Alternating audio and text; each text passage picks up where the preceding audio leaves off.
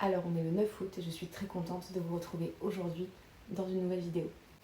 Dans la vidéo du jour, j'aimerais qu'on aborde certains termes de spiritualité qui à mon sens sont très mal compris dans la communauté spirituelle.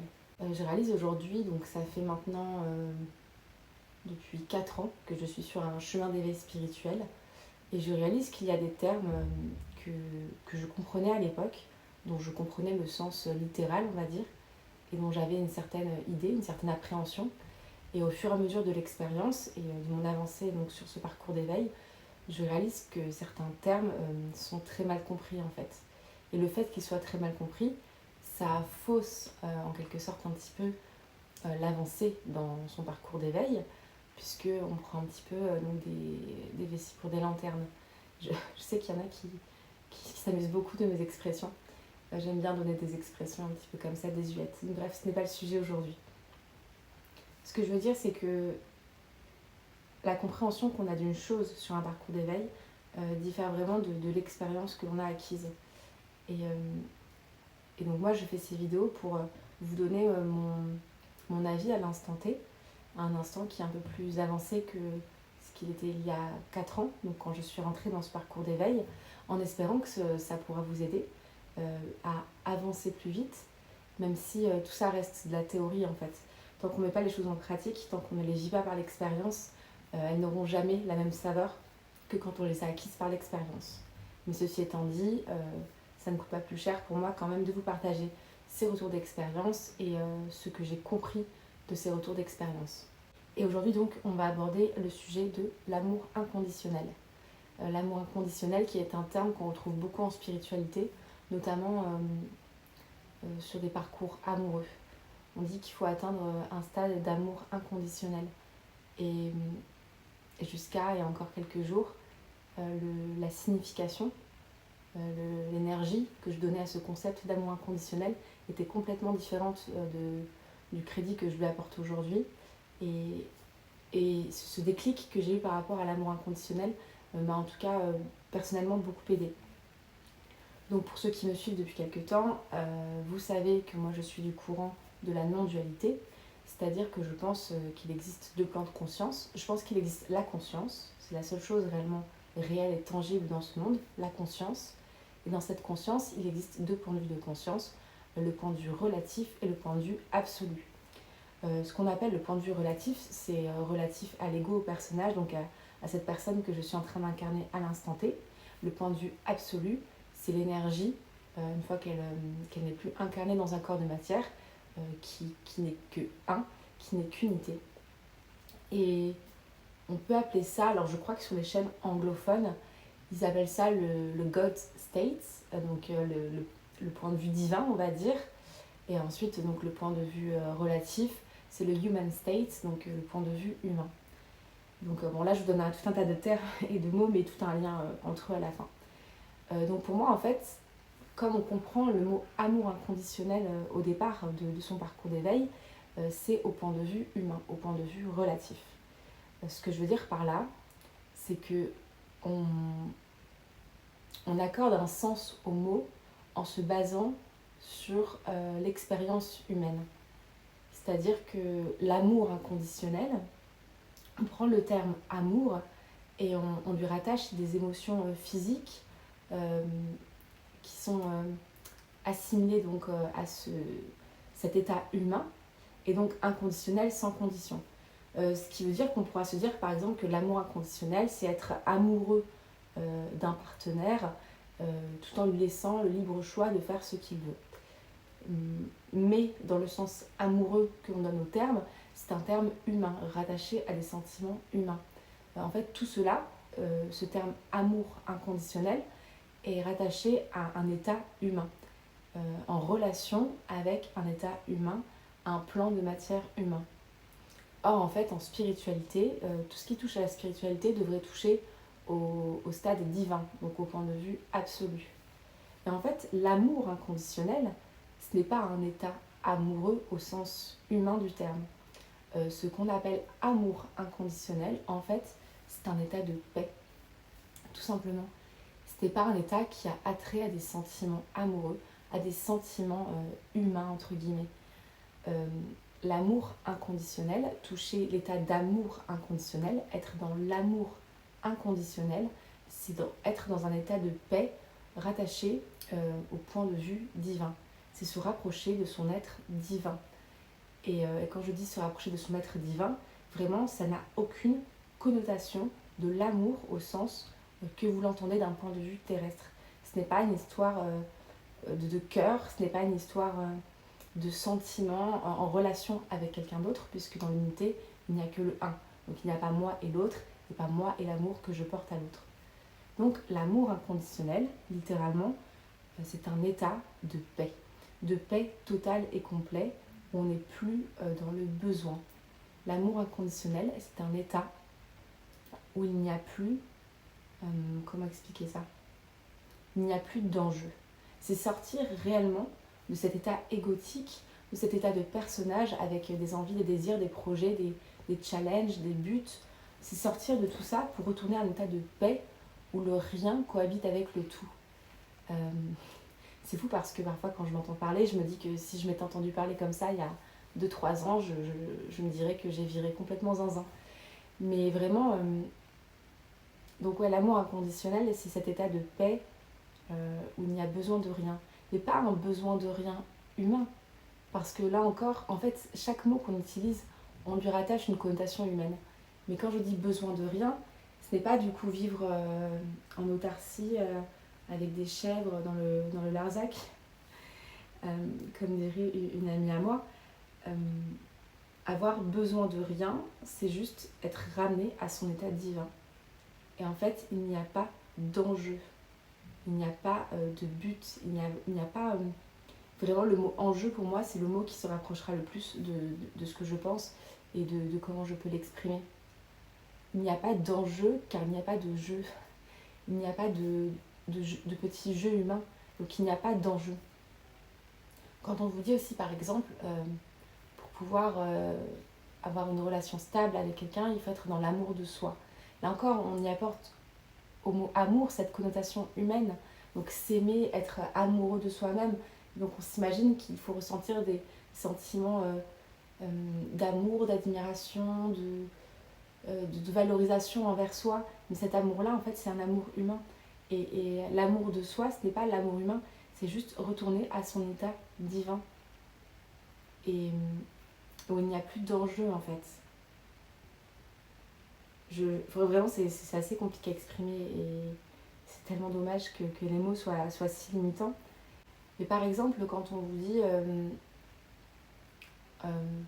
dans certaines systémiques amoureux, pour que l'autre revienne, il ne faut plus avoir besoin qu'il soit là, il faut être OK avec le fait que l'autre ne sera pas là.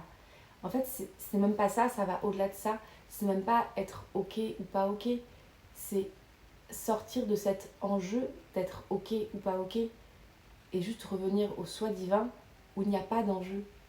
Où il n'y a que le être et où il n'y a comme il n'y a pas de personnage, il n'y a pas d'enjeu en fait. Vraiment le mot enjeu c'est le mot qui se rapprochera le plus de ce que je veux dire.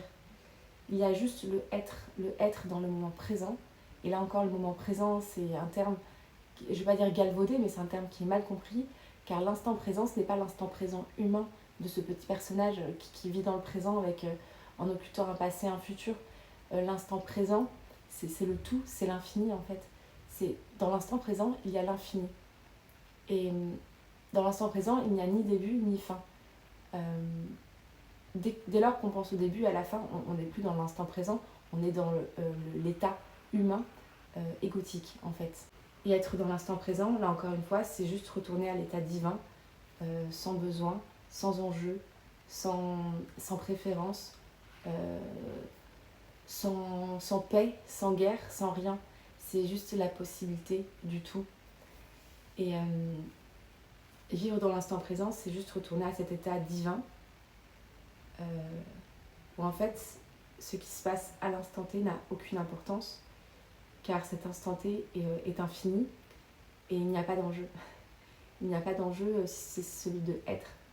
Et le être que je choisis d'être à ce moment-là, elle n'a aucune importance, peu importe les décisions bonnes ou mauvaises que je fais, elles n'ont aucune importance car il n'y a pas d'enjeu. car il n'y a pas d'enjeu parce que j'ai conscience de mon état divin. Et dans cet état divin-là, il n'y a pas d'enjeu. Il n'y a pas d'enjeu, il n'y a juste qu'à être. Et quand on comprend ça, je ne peux pas vous expliquer à quel point la vie devient plus légère.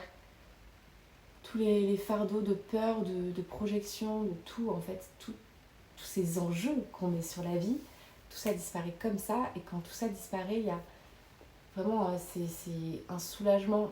Et en plus, ça ne veut pas dire passer à côté de sa vie. Ça ne veut pas dire ne plus rien faire, ne plus rien expérimenter. Ça ne veut pas dire ça.